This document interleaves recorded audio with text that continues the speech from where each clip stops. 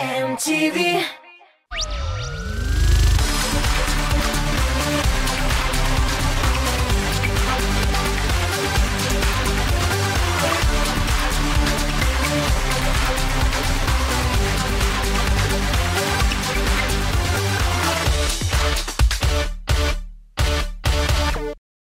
Сизәсезме, дуслар, яңа елга да ни бары бер атна калып килә. Шоу-биз тапшыруын башларга миңа берничә генә мизгел кирәк. Хәерле кич, җәмәгать. Эфирда татар эстрадасының бар яңалыкларын туплаган, премьералар белән баетылган шоу-биз тапшыруы. Һәм күргәнегезчә, зәңгәр экраннар алдында сезне мин, Лилия Гимаддинова, сәламлим. Телевизор яныннан ерак китәргә ашыкмагыз. Десертка Айдар Галимов белән кызыклы репортаж да бар. Күптән түгел татар җырында универсаль артист номинациясендә җиңү яулаган Рифат Зарипов Салават Фатхетдинов иҗатыннан җырлар башкара башлаган. Юк, дуслар, Рифат аларны үз репертуарына кертми, бер концертында гына башкара. Җырчы Пенза якларында, төгәлрәк әйткәндә, Каменка шәһәрендә концерт куярга бара. Тамаша барышында Рифат Зариповның аппаратурасы янып чыга. Әмма җырчы югалып калмый, баянга кушылып рәхәтләнеп Салават абыйның җырын җырлый. Зал тутырып тамашачы килгән, бүләк чәчәкләрнең чуты юк иде. Ләкин концерт ахырында гына менә шундый казус килеп чыкты. Ләкин аптырап калмадык, баянга кушылып җырладым. Тамашачыга бик зур рәхмәт дип әйтте Рифат. Аның Instagram шилтәрендә тыңлаучылары: "Әфәрин, исемеңне акладым, син чыннан да универсаль артист, молодец" дип язганнар. Исеңдәме, ялгыш кына син үземә күзләр салдың. Мин юләр, шуннан бирле телсез калдым, өнсез калдым. Уйладыңмы, юләр диеп, юләр булсам булыйм әйдә. Шулай да син бит хәзер үземнеке бөтенләйгә. Уйладыңмы, юләр диеп, юләр булсам булыйм әйдә. Шулай да син бит хәзер үземнеке бөтенләйгә.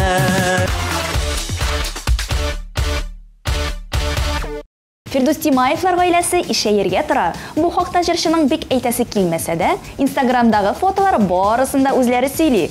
Фирдус Тимаевның тормыш иптәше Резиданың эше күзгә күренеп түгәрәкләнгән. Моны тамашачылар да сизгән. Улы районга кечкенә энекәш яки сеңлекәш алып кайтырга тора икән. Татар җыры фестивалендә игесе төшкән фотолар астында алар Тимаевларның бик матур гаилә булып һәм тигез канат астында бәбиләрен үстерүләрен теләп калган. Изә җилләр китә бу мизгелләр, үтә гомер якты ызыза. Салмага кыла туктап борылып кара, синең эзләреңнән кем уза. Рәхмәтле Раббыма, бүләк иткән һәркем таңына. Рәхмәтле халкыма, дусларыма, якыннарыма. Дусларыма, якыннарыма.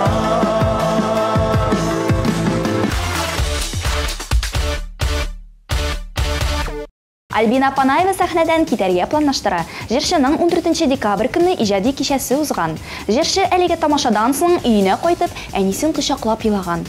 Альбина моны үзе дә аңлата алмый. Никтер соңгы арада хискә биреләм. Әллә миңа җырларга кирәкмиме дип тә уйлый башладым дип уртаклашты җырчы Instagramында.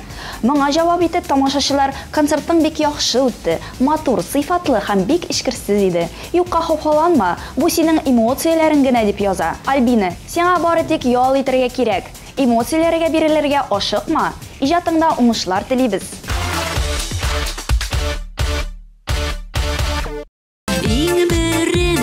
Туган көн, бүләк бирә торган көн. Матур сүзләр, зур теләкләр алып килә торган көн. Бәхетләр телим сиңа, шатлыклар телим сиңа.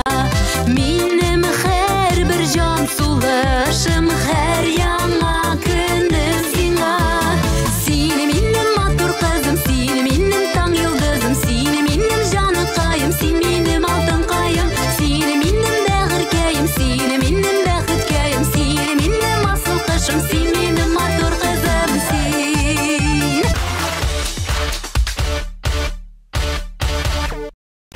мә, Гүзәл Уразовага ире Илдар Хакимов беренче тапкыр чәчәк бүләк иткән. Юк, дөрес аңлатмадым. Беренче тапкыр сәхнәгә күтәреп чәчәк бәйләмен тапшырган. Бер кайчанда Илдарның алай чәчәк бүләк иткәне юк иде. Хәтта башта танымадым. Аннан таныгач каушап калдым дип сөйләде Гүзәл. Ай-яй, Илдар, юктан да кеше каушатып йөрисең икән.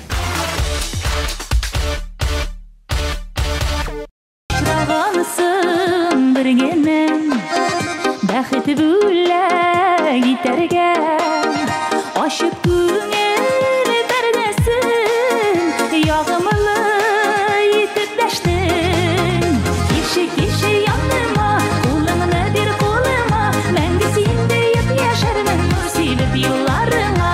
Кеше яныма, кулыңны бир кулыма, мәңге синдә яшәрмен нур сибеп елларыңа. Татар эстрадасының бердән-бер чәчкәсе TMTV Production коллективы белән Нигә җырына клип төшергән. 2 көн дәвамында барган әлеге съемкаларны чәчкә бик сагынып искә ала. Бу клип 2015 елда чыккан Карганмыйм язмышка алдагы җырның дәвамы итеп кабул итәргә кирәк. Шул ук темага багышлап, шул ук актерлар белән төшерелде. Тамашачыга клипым ошар һәм җырның эчтәлеген ачып бирә алганбыздыр дип өметләнәм, диде чәчкә. Ә без исә клипны карап, моның шулай булу-булмавын ачыклыйк. Карыйбыз.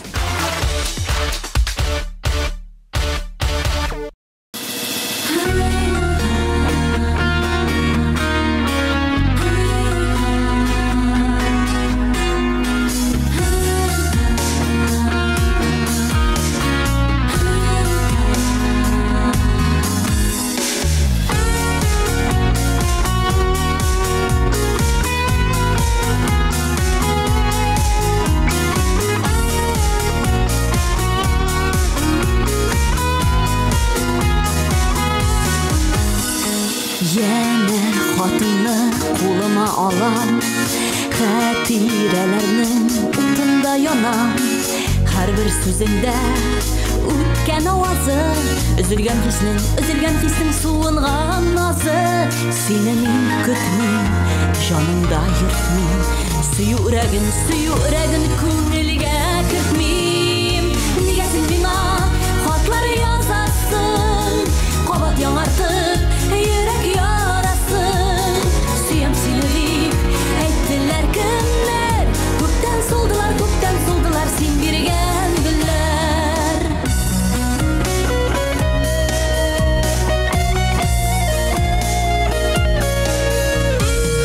Ап-ак карларны кояш каралтты, үзләребезне сулар таратты.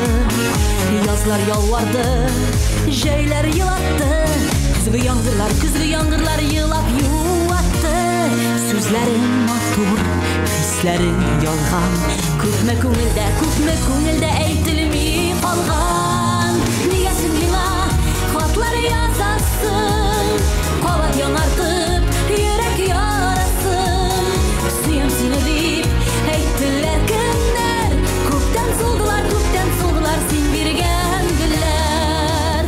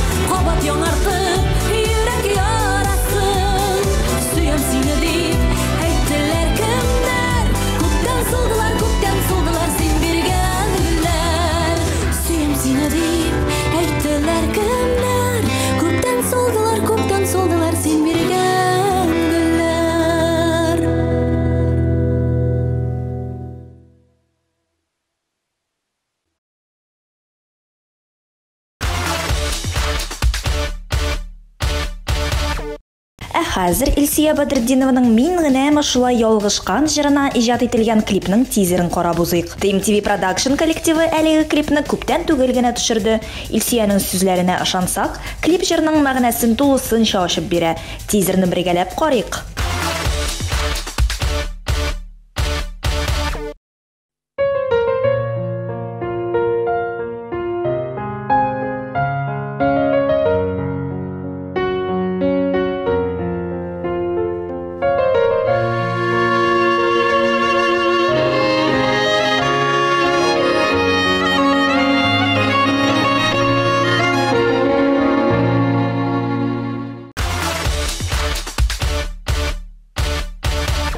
Татарстанның һәм Башкортстанның халык артисты Айдар Галимов елдагыча Казаныбызга аншлаг белән 3 көн рәттән концерт куеп китте.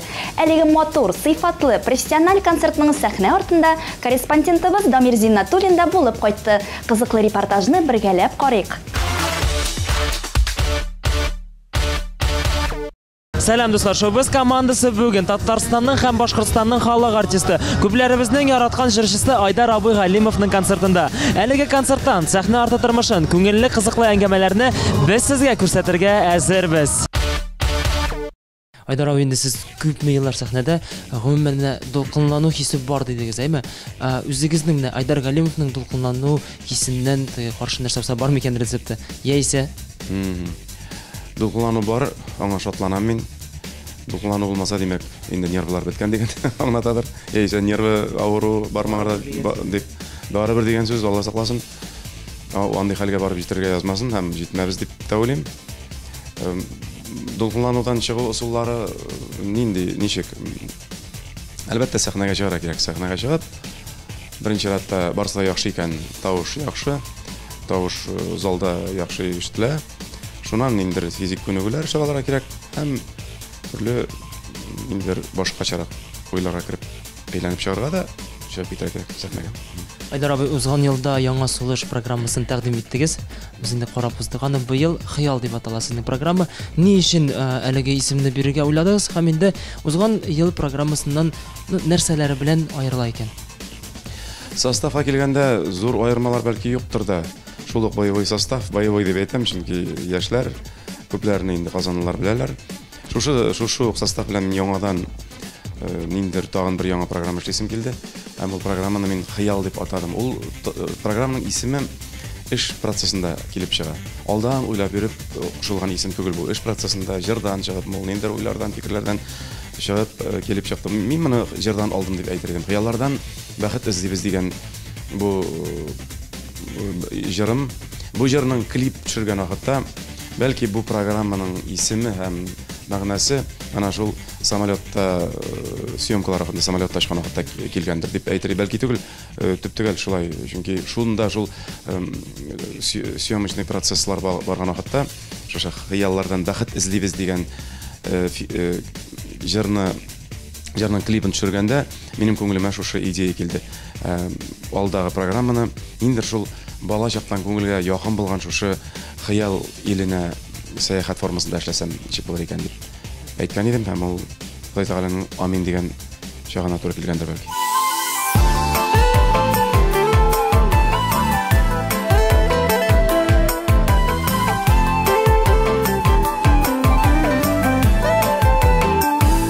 Бала чагыбызда, хыялатыбызда без оча идек болыттан алда, ак болытлар артып тылсым илләреннән мөгъҗизәләр көттек без хыялларда.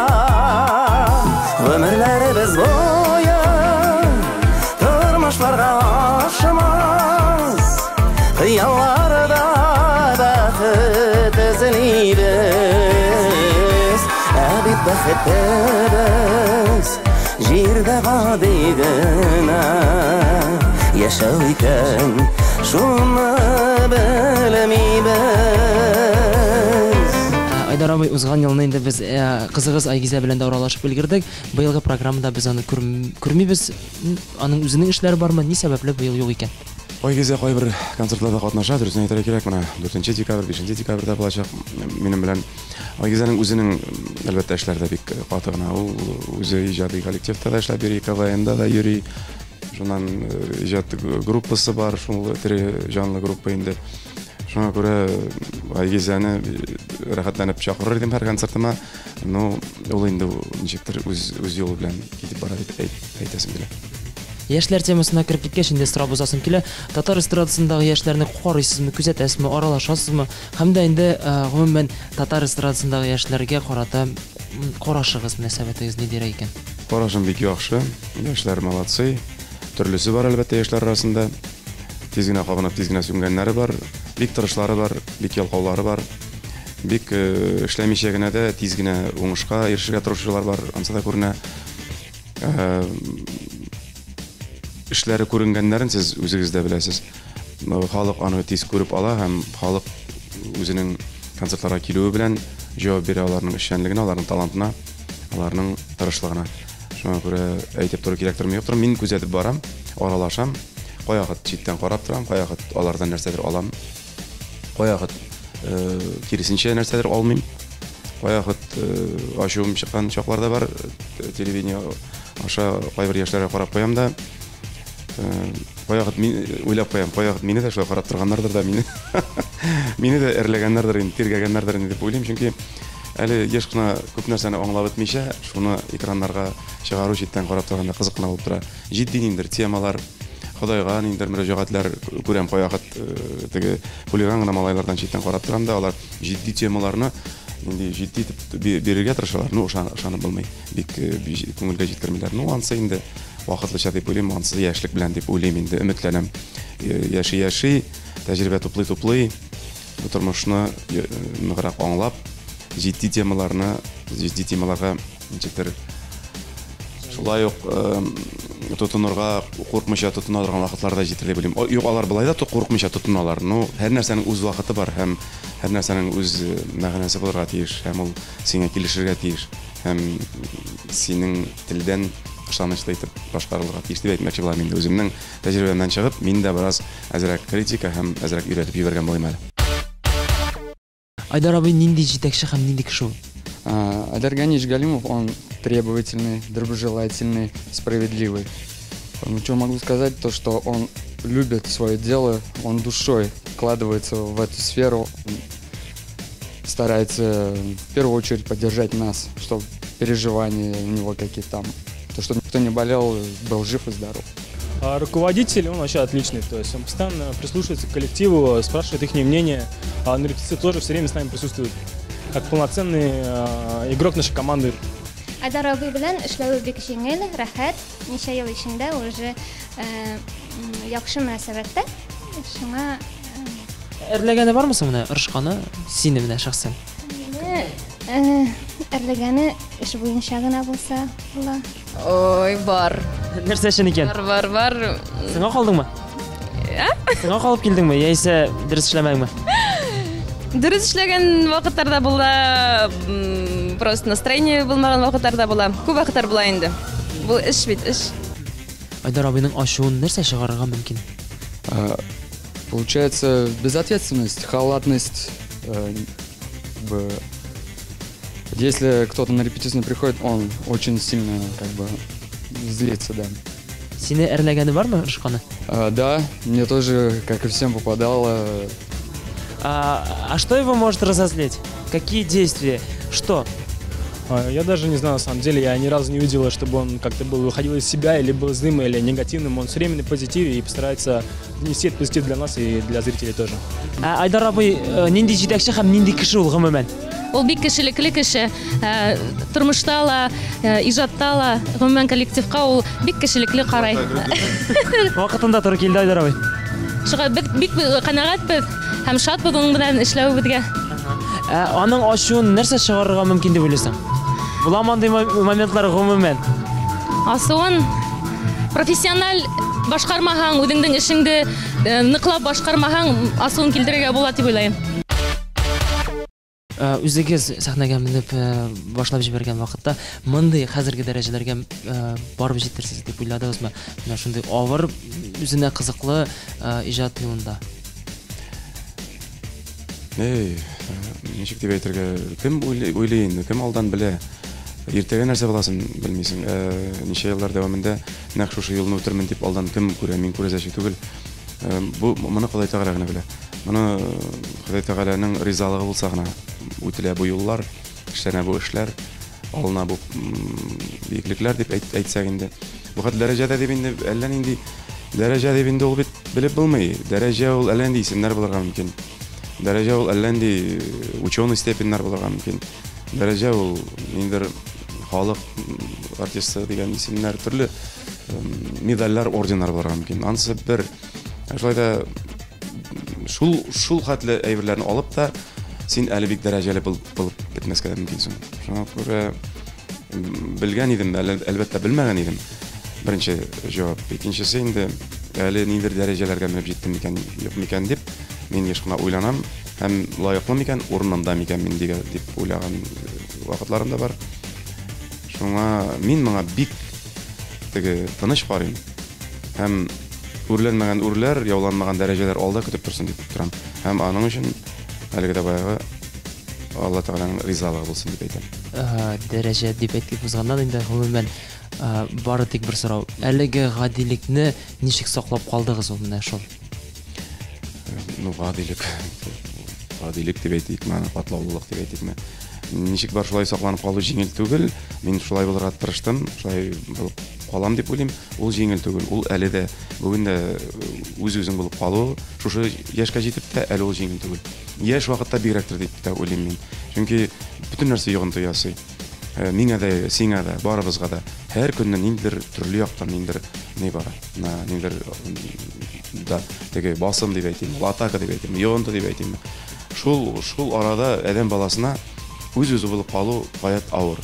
Әлеге дә моңа шулай ук теге Айдар абый, моны мин бүлдереп алам, тизендә нәрсәгә сорадым. Гомумән, шоу-бизнес, популярлык, ул күбрәк күп очракта кешене бызгалый, кеше борынын чия. Ләкин мондый әйберсездә күзәтелми. Менә шунысы кызык. Шуңа күрәсең. Дамир көтеп тора, әле бит мин әле бит эшне туктатырга җыенмыйм, әле бит барсы да алда дип яшибез. Моннан һәр вакыт шулай ул. Нәрсәдер барсы да алда көтеп торган кебек. Бәлки вакыт үтеп бара да. Үзеңә, күңелеңә һаман да барсы да алда кебек. Шуңа күрә әле бузылырга да вакыт бар, әле бузылам дисәң, бузылам дигән кеше. Айдар абый Галимовның йолдызлык шире булган микән ул? Булмагандыр дип уйлыйм. Йолдызлык шире булыр өчен гомумән баш айланып китәргә тиеш. Шул тиклем уңышлар булырга тиештер һәм шул тиклем бөтенләй проблемалар булмаска тиеш һәм барысы да җиңел генә килергә тиеш, барысы да сатып алынырга тиеш. Ана шул вакытта бәлки ширләп тә китергә мөмкин булыр. Миңа Ходай Тәгалә үзе саклагандыр, бер кайчан да ул мине ширләргә мөмкинчелек бирмәде. Чөнки ул миңа һәр вакыт ниндер сынауларын да биреп торды, ниндер бастырып та торды, урынына утыртып та торды. Һәм һәр вакыт җиңел генә берәй дә бирелмәде. Һәм бирелми дә бүген көндә. Һәр тиенне, һәр бер эшләгән эшемне тиеп түгеп алырга мөмкинчелек бирде Ходай Тәгалә. Әлегә дә бая. Еш кына мөрәҗәгать итәм, гафу итегез. Шулай да мин моны чын күңелдән әйтәм. Аллага шөкер, шуңа күрә дә вакытым да булмады, мөмкинчелек тә бирелмәде дип уйлыйм. Шуңа күрә мин бүген нинди бар шундый. Кемдер бәлки мине шул килештә кабул итмидер, кемдер мине мактыйдыр, кемдер мине идеализировать итәдер. Мин идеаль кеше дә түгел, шул вакытта бөтенләй бузылган кеше дә түгел дип уйлыйм. Моның өчен шулай язмышыма тагын бер тапкыр рәхмәтләнәм. Айдар абый, инде шундый теге төрле моментлар була кешедә, гомумән артист кешедә, менә бу төрле авырлыкларга каршы торганда сезгә кемнәр ярдәм иткән, кемнәрнең сүзе, кемнәрнең җылы карашлары? Әлбәттә, әти-әни исән булу зур бәхет, зур терәк. Алар исән булганда син бала кеше, син бала чага. Нинди бәхет, ил шушы яшькә җитеп, ярты гасыр яшәп, әти-әнинең ул яшькә җитеп исән булулары. Менә бу зур терәк, әлбәттә гаилә. Гаиләле булмаган кешегә бик авырлык дип уйлыйм бу заманда. Бу эштә, бу юнәлештә иҗат кешесенә. Аның гаиләсе булырга тиеш, тылы булырга тиеш. Балалар булырга тиеш. Балаларның исән булуы кирәк. Аларны көтеп тору кирәк, озатып тору кирәк. Гаилә уйчагын яндырып, сүндермичә тотып торган кеше кирәк, туганнар кирәк, дуслар кирәк, коллегалар кирәк. Сине аңлаган коллегалар кирәк. Теге синең белән очраклы гына вакытлыча гына эшләр өчен килгән вакытлы кешеләр түгел, синең әтрәк булган, сине төрле вакытта аңлаган. Гел генә пьедесталда басып торганда түгел, авыр чакларда сине аңлап, сине әтрәк булырдай кешеләр кирәк. Алар еллар үткән саен тагын да кирәк. Үскәрәк менгән саен тагын да кирәк. Чынлап, менә шулай. Менә шулар барсы да миңа ярдәм итә. Айдар абый, менә кичкенә генә теге үземнән кызыксындырып сорасым килә, шәхси сорау. Тормыш иптәшегез инде Сабыр дип уйлыйм. Менә сез аның белән еш-шурта күрешмәсездер инде, ләкин күрешкән саен сезнең өчен яратам дип әйтүме, яисә күбрәк эш белән күрсәтү кулайракмы? Яштай. Вот да мен айттың сен. Яш түгел инде, бәлки шуңа ничә еллар бик яхшы әйбәт мәгълүмәдә яшибездер, көндә күрешсәң, көндә бергә эшләсәң, бергә сәхнәгә чыксаң да җиңел булмас иде. Бәлки җиңел булыр икән, бәлки өйрәнәдер адәм баласы. Җитди итеп җавап берсәң, сүздә юк. Менә юкка гына әйтмәдем, тыйл булу ул әнидән тора, бик күп нәрсә әнидән тора. Син гаиләнең учагы, йорт, балалар, чисталык, пөхтәлек һәм сиңа булган мөнәсәбәт барсы да менә хатын кызның тугрылыгыннан, сабырлыгыннан тора. Хатын кызның һәр вакыт үз урынын белеп, һәр вакыт иратны өскә чыгарып, балаларга да шуны җиткереп, һәм сиңа буйсынып, сиңа риза булып, сине гафу итеп, сине шул вакытта сине кем икәнен белеп, нинди эш эшләгәнен белеп, шул вакытта да сине якын итеп хөрмәт иткән хатын кыз ул вот менә ул хатын кыз ичмәсә. Шуларның берсе минем тормыш иптәшем дилә әлбәттә. Инде икенче сорауга килгәндә, яратам дип әйтү кулайракмы, яисә эш белән генә күрсәтү кулайракмы сезнең өчен? Дамир, беләсеңме, яратам дип көн саен, яратам дип 10 тапкыр әйтергә була. Шул вакытта ваемсыз ниндидер ни генә салкын гына мөнәсәбәтләр булган мөмкин. Эш бит ал әйтүдә түгел. Аны 10 тапкыр, 15 тапкыр, 20 тапкыр әйткәнче, күңелең белән, эшең белән, ниндидер холык-фигылең белән бәлки җиткерә кирәктер, җиткерә белергә кирәктер. Безнең заман кешесенә бигрәк тә инде. Без бит икенчерәк тәрбияләнгән кешеләр. Без теге телефоннан кадерлем, матурым, сөеклем дип сөйләшә торган буын түгел. СМСлар инде, СМСлар яза беләбез әле ул без. Менә бәлки әйтә белмибездер, әйтергә өйрәнмәгәнбездер. Без башка төрле тәрбия алганбыздыр. Шуңа күрә бәлки ул бик зур плюс та түгелдер. Без шундый. Шулай. Айдар абый, сезнең Айдар студиясендә ничә кеше эшли хәзерге көндә? Ул стабиль рәвештә 25-30 тирәсе һәр вакыт булды. Берникадәр бездә дә оптимизация дигән әйбер сүздә юк бар. Җиңел түгел, без бюджет оешмасы түгел, без бюджеттан бер тиен дә алмыйча эшләгән, һаман да эшли килгән, һаман да ничектер ниндидер мөгъҗиза белән яшәп килгән студия. Шуңа күрә штатны ул хәтле арттыру ягында түгел, арттырып булмый да, булмаячак та дип уйлыйм. Тормыш әле ул кем белә барган саен генә финанс яктан җиңелгә дә бармый. Айдар абый, монда теге отчет өчен сорамыйм. Мин якынча гына сөйләп башладым. Мин хәзер цифрлар сөйли башларга уйлаган идем. Төрле. Якынча биючеләр, бик вокал. Ул бит студия бит ул сәхнәгә чыккан егетләр кызлар гына түгел. Әле күпмесе Уфада кала. Анда администрация да бар, анда охрана да бар, анда җыештыручы да бар, анда секретарь да бар, анда бухгалтерия да бар. Студияда эшләгән кешеләр бар, төрле техник яктан. Шуңа күрә әйтәм бит, менә төрле елларны 30га җиткән чаклар бар иде. Хәзер инде шул 20-25 тирәсендә тора. Күбесе инде аның иҗат кешесе, алар белән үзләре белән индивидуаль аралашырга кирәк. Төрле бәхәсле вакытлар буладыр. Сез инде бу бәхәсләрне, аңлашылмаулыкларны ничек җиңәсез икән? Мин үзем дә иҗат кешесе. Иҗат кешесенә иҗат кешеләр белән җитәкчелек итү җиңел түгел. Шуны әйтәм. Шул вакытта бәлки җиңелрәктер дә. Мәсәлән, бөтенләй иҗат кешесе булмаган кешегә иҗат кешеләр белән җитәкчелек итү тагын да авыррактыр дип уйлыйм. Чөнки иҗат кешесенең һәрберсе шуңлап та индивидуаль караш кирәк. Индивидуаль мөнәсәбәтләр барлыкка китерергә кирәк дип уйлыйм. Чынлап та шулай ул. Иҗат кешесе ул әзрәк икенчерәк дөньядан кебек.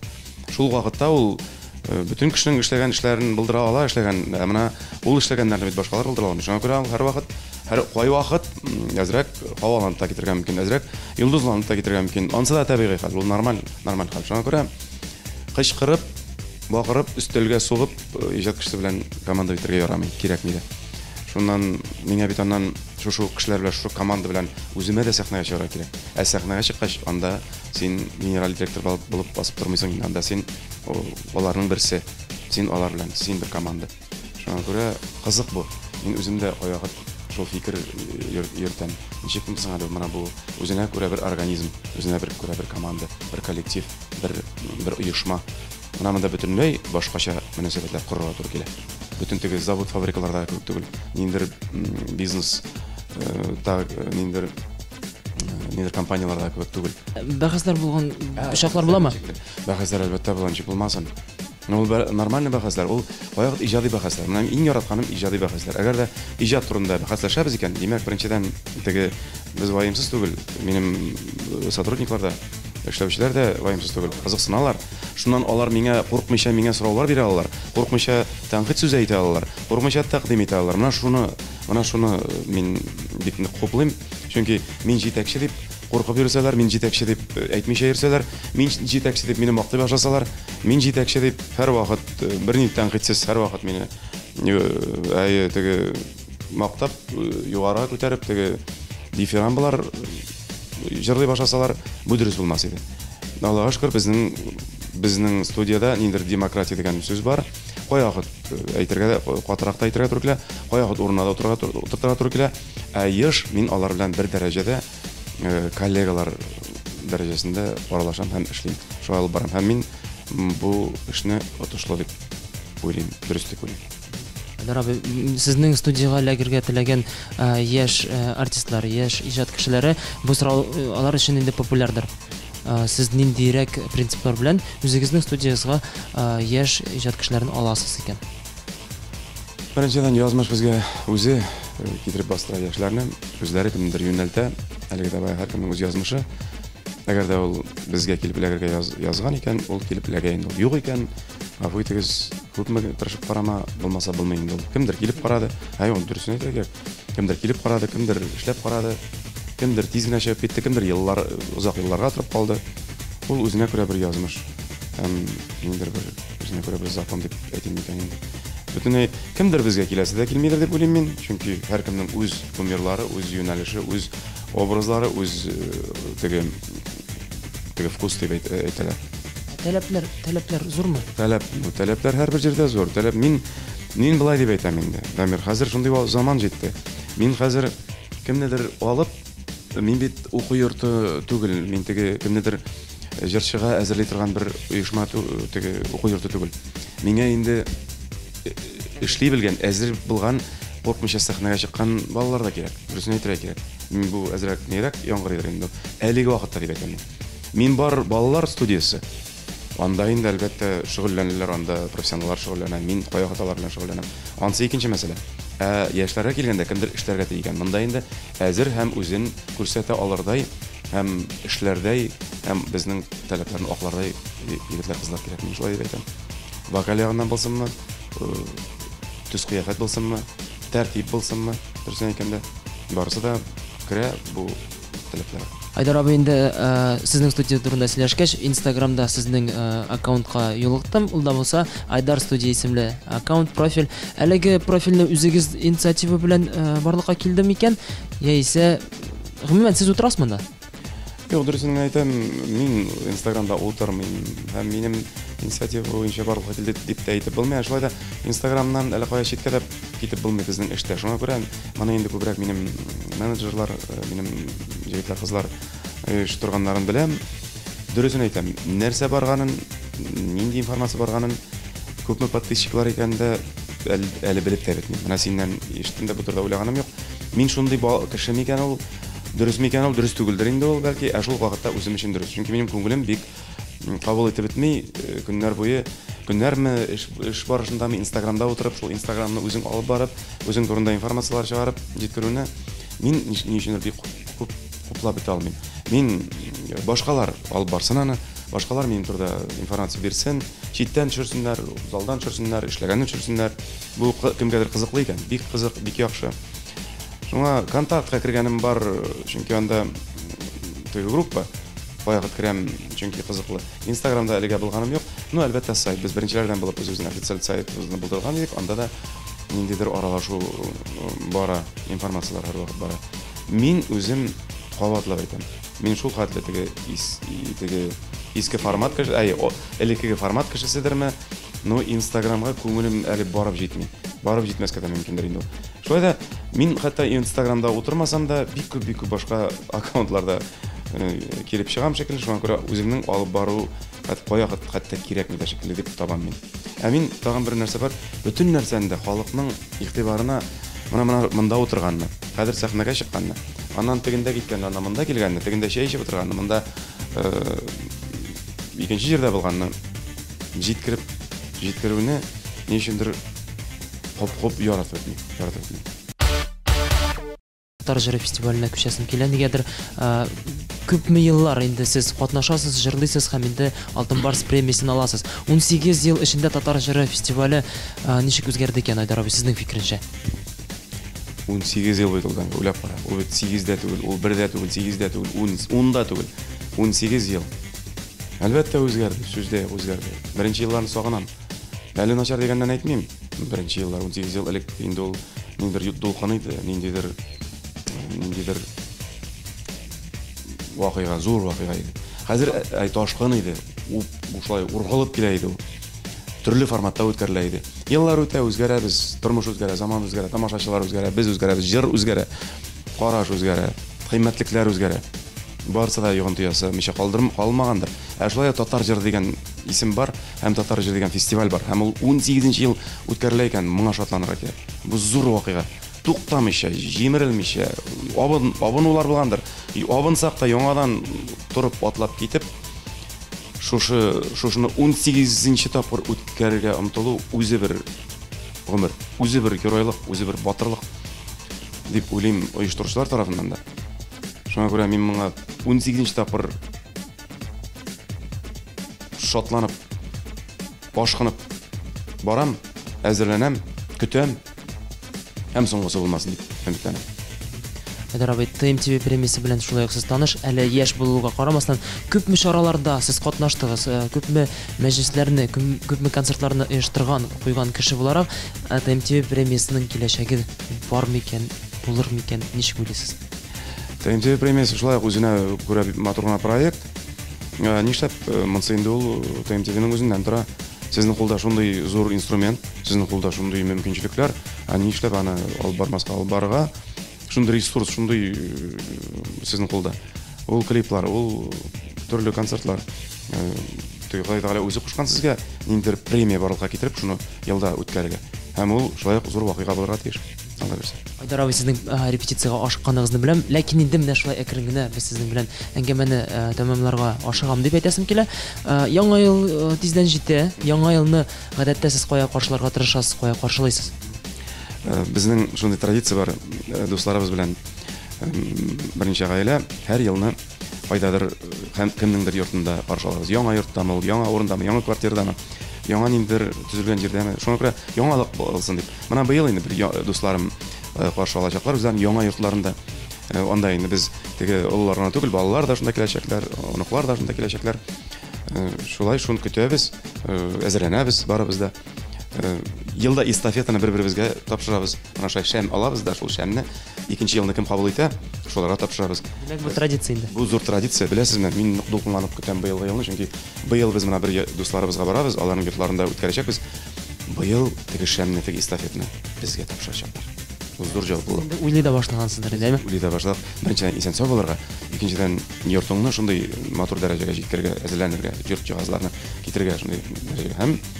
Һәм еллар тыныч булыр кирәк. Айдар абый, балачак сорау бирәсем килә. Куш бабайдан нәрсә сорагансыз икән балачакта? Мин алай теге кемнәндер Кыш бабайдан көтеп ята торган бала булмадым. Һәр вакыт түзем булдым. Нәрсәдер өмет иттем, булмаса ул хәтле үкенеп җылап утырмадым. Һәр вакыт әйтәм, җиңел генә булмыйдыр.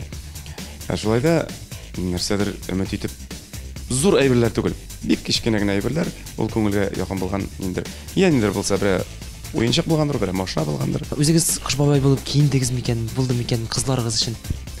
Әйтәм бит, менә шушы гаиләләр белән оештырганда без һәр елны Кыш бабайларын оештырабыз. Карсылуларында Минем дә чират җитеп килә Кыш бабай булып киенергә, ул да булса икенче елга булыр ала берсе. Әле ниндидер хыяллар алда көтеп тора, шул хыялларга омтылып һәм ышанып яшәргә ясын. Шуңа күрә әле бу тормышка ашмаган ниндидер моментларда, мәсәлән, әле мин бер качанда Кыш бабай булып киенмәгән икән. Менә ни хәят ала берсе. Айдар абый, хәзер инде сезнең белән саубуллашырбыз. Саубуллашыр алдыннан кичкенә генә сорауларны бирәсем килә. Сез аларга уйлап тормагыз, тиз генә җавап бирерсез дип уйлыйм. Айдар абый, Айдар Галимов җырчы булмаса кем булыр иде икән? Космонавт. Айдар Галимовның иң яхшы сыйфаты? Түземлелек. Айдар Галимовның кумиры кем икән? Хулио Иглесиас. Кино яисә театр сезнең өчен? Театр. Айдар Галимов өчен җыр нәрсә икән? Язмыш. Сез нәрсәдән куркасыз?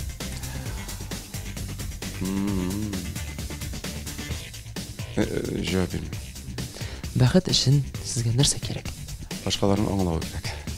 Ярый, әйдәгез, алайса без сезнең белән матур итеп саубуллашырбыз. Киләсе очрашуларга кадәр дип, һәм инде үзегезнең теләкләрегезне җиткерерсез.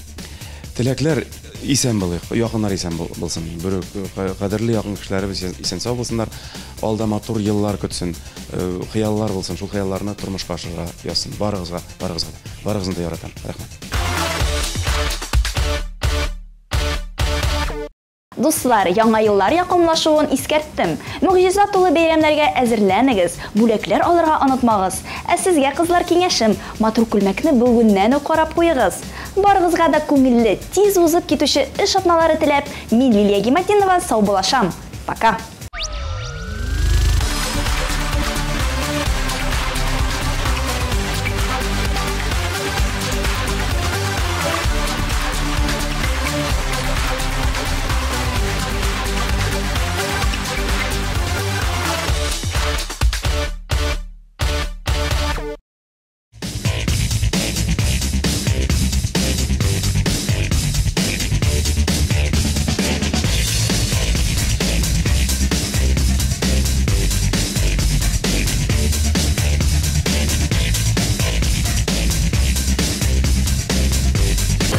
Наконец-то и в Казани появился учебный центр, в котором можно воплотить свою мечту и стать профессиональным визажистом. Центр Мейкап Ателье – это школа международного класса, и здесь мы не только готовим профессионалов высокого уровня, но и даем возможность повышать свою квалификацию уже работающим визажистам, так как каждая профессия требует постоянного роста.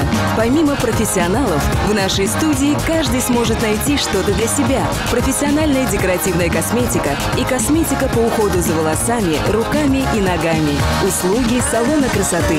Наша студия – это наш второй дом, поэтому мы стараемся поддерживать семейную атмосферу и каждому гостю передавать наше тепло и заботу.